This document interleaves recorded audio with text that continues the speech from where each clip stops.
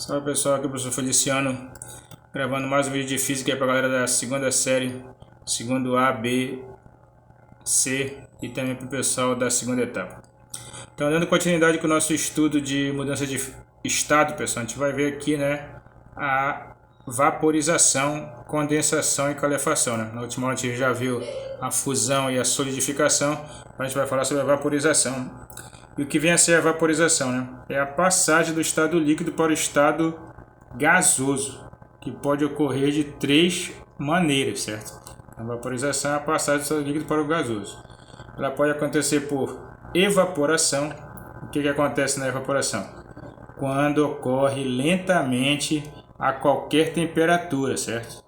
Por exemplo, aqui uma roupa molhada, por exemplo, torna-se seca em virtude da evaporação da água, certo? Então, a evaporação é um processo que acontece como? Lentamente, É uma vaporização, uma passagem do estado líquido para o vapor, Só que ela acontece lentamente, certo? E a qualquer temperatura.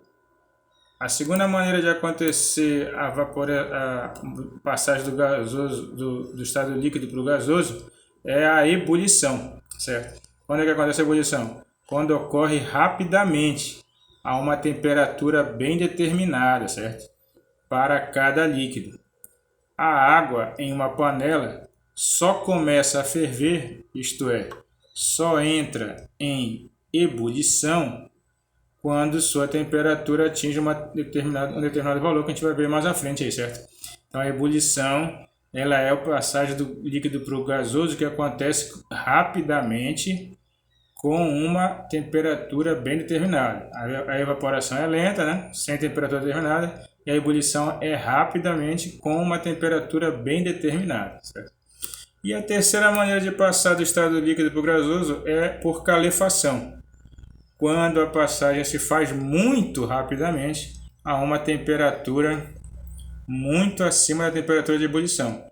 Por exemplo, uma gota de água, quando cai sobre a superfície aquecida do ferro de passar roupa, por exemplo, é convertida em vapor em poucos instantes. Não sei se você já percebeu, às vezes, quando você larga uma gota d'água num local que está muito quente, sobe aquela fumaça rápida ali, por quê? Porque aconteceu a calefação. Rapidamente, muito rapidamente, uma temperatura que está acima da temperatura de ebulição, o líquido passa direto logo para o estado de vapor, certo, pessoal? Então, esses aí são os processos de mudança de estado do líquido para o gasoso. Isso aqui está na página 99. Dando continuidade na página 100, ele fala sobre a evaporação.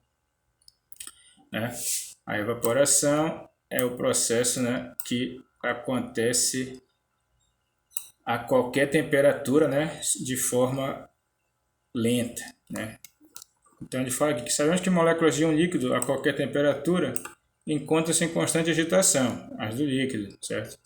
Movendo-se em todas as direções com velocidades variáveis, desde zero até valores muito grandes.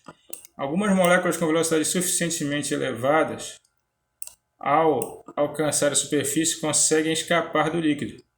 Após escapar, elas passam a uma situação em que se encontram muito afastadas entre si, de modo que a força eletromagnética entre elas é praticamente nula, isto é, encontra-se no estado gasoso.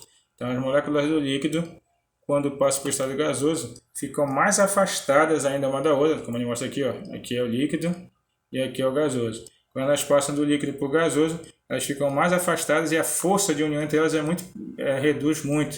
A força eletromagnética que mantém elas unidas fica bem pequena e elas ficam bem mais agitadas e bem mais afastadas.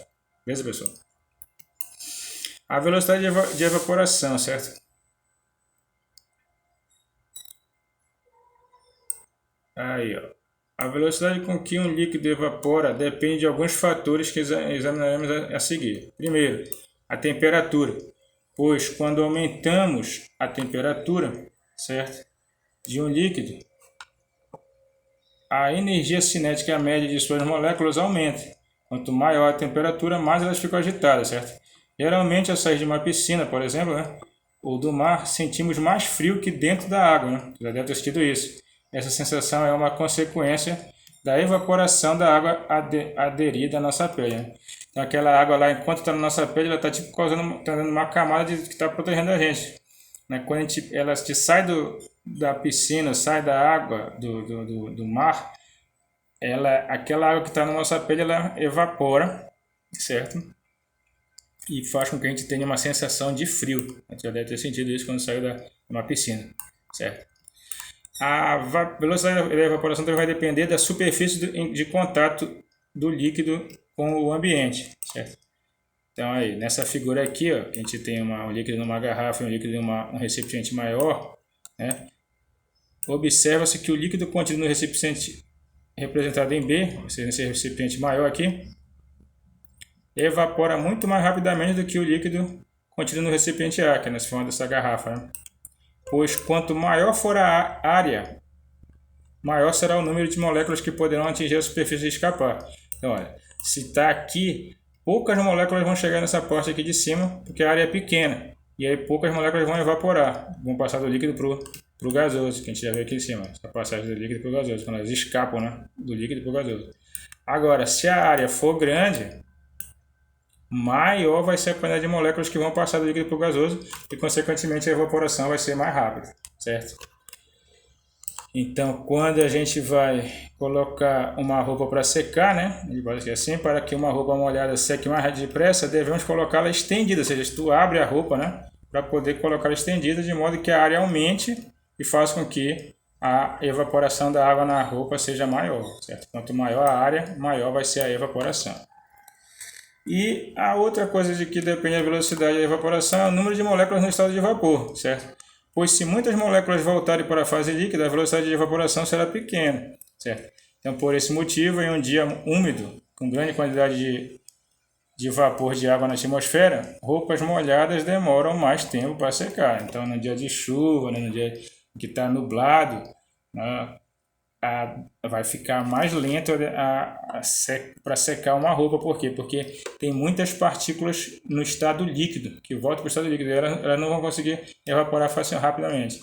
Por outro lado, removendo-se o vapor do líquido que vai se formando próximo à superfície, por exemplo, se soprarmos o ar nas proximidades do líquido, a velocidade de evaporação aumenta, certo?